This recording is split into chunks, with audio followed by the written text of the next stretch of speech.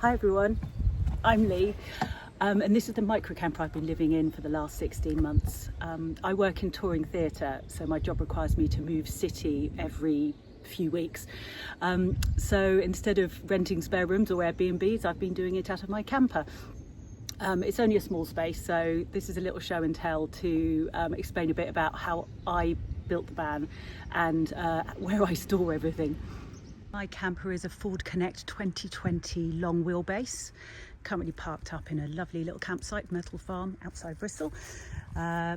It's a three-seater at the front, and the only permanent modifications I've made to the van so far are to have a side sliding window fitted and two back windows fitted as well, just to make sure that I can fit into campsites as and when I want to, if I'm not wild camping. And of course I added a decal as well.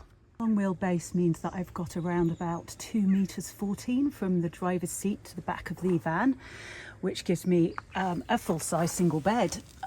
Just made basic bed frame using 2x4s, braced the legs with lots of metal, IKEA slats, IKEA mattress. This one is a 200 centimeters by 80 centimeters.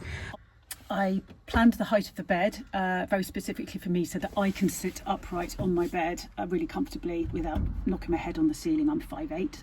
I think the bed height still gives me tons of storage underneath, but also room to sit upright.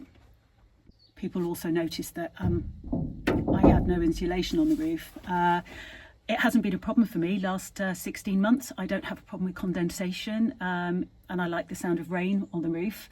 So that works for me. I know it's not for everyone, but I really haven't had a problem. It could be because of the way I use my van. I finish work at 10 or 11 o'clock at night, get back to my van, blast the heater on while I'm driving to wherever I'm going to be sleeping for that night. Then I'll be in bed within about an hour, and the next morning I can get up, air the van out by opening all the doors and windows, and I don't have a problem with condensation at all. The most I ever really get is a sheen on the roof.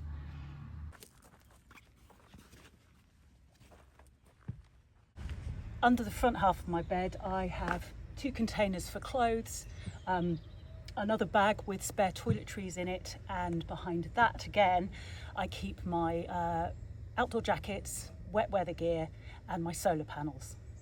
I store in the front of my cab. I've got an emergency poncho, bungee cords for keeping stuff safe while travelling, all my shoes that I tour with. Under the passenger seat is my electric hookup cable and an umbrella, work bag, work water bottle, and under my driver's seat is a rubble sack that I use for when everything's got wet. You can put everything in the rubble sack and you can keep it in the back without actually getting everything in the back wet. And finally, up above my cab is where I store fleeces, microfiber towels and bags and things. While I'm working and touring, I use campsites to be able to use their shower and toilet facilities. I do wild camp as well, so leave no trace and all that. I do have my emergency pee bottle, and my bin next to that will be able to double up as a toilet using bags and cat litter that I carry. Haven't had to use that yet, but it's important to leave no trace. One really important thing to note about the Connect three-seater, if you want to take the bulkhead out. Unfortunately, the headrests for these 2 seats and the seatbelt connector for the middle seat are all mounted onto the bulkhead itself, which then means if you remove the bulkhead, it's not going to get through its MOT. So unfortunately the options are, if you want to take the bulkhead out, you either have to get the two seats here converted to a single passenger seat, which you then lose obviously the ability of the folding options with it. Or what I actually did was I've kept the bulkhead. When it came to the MOT, I took everything out the back of the van, reinstated the bulkhead, took it for MOT. Afterwards, took it back out again. It's not illegal to drive without the bulkhead in for that reason, but you can't carry passengers in the middle seat. This one will still have its seatbelt, so it's okay, but not the middle seat. That's how I've got around that. I've gone really cheap and cheerful when it comes to blacking out my van for sleeping. For the bulkhead, I just use a microfiber towel clipped into place using fishing magnets. Super easy, really good for blacking out the light, and to be honest, the towel can double up as a towel if you really need it to. For the side and back, I've used Corex cut to shape, fixed in place with fishing magnets on the side, and on the back, where the recess where the windows were fitted, I could just slot the Corex straight into there with no fixings needed. How I keep warm off grid. I have an electric blanket. It's absolutely brilliant. Runs for days on my blue tea without any charge. Really handy.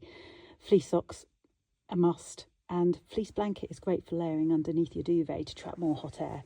I also carry a 4-season sleeping bag for emergencies. And if I have electric hookup, I have this little space heater which kicks out serious amounts of hot air. Electrical stuff I carry with me in the van, with the exception of this space heater here, which will run off the EHU only. Everything else will run off this Blue Tea leisure battery here. Great bit of kit. It's only a little one. It will take up to about 1,000 watts before it will cut out, but that's easily enough for the few things that I carry with me. It will work on my travel hairdryer. That's a Babyliss travel one, really strong, and will work on that. Also my travel kettle for when I don't want to dig out my stove. That half a litre boils in about 10 minutes and uses about 10% of the battery. And the final bit of kit is my Alpha-Cool fridge. Lots of storage space for its size. And again, will run for 2 or 3 days off my leisure battery before having to charge it. Of course, the number one reason for getting such a tiny van is actually its height. My one is 1.87 meters high, which means I can fit under any height barrier in the country, and also into city centre car parks, multi-storey car parks and stuff like that, which is, to be honest, essential for what I do for a living. In the back, I store a table and stool, tiny but perfect for cooking and eating for one. They're from Decathlon.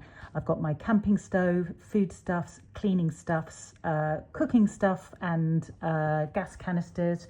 And it still leaves me with room for more stuff under there, if I'm honest. And finally, I have an extendable shower rod that will go between my back doors, which I can put a shower curtain on, and that will give privacy for when you're climbing out of wetsuits. And I carry a tarpaulin, which I've owned for a few years, which can be strung up in a variety of ways around the van to provide shower or sunshade when needed. So hope this video has been of use for anyone trying to weigh up the pros and cons of a micro camper. If anyone's got any questions, just shout, and thank you for watching. Bye.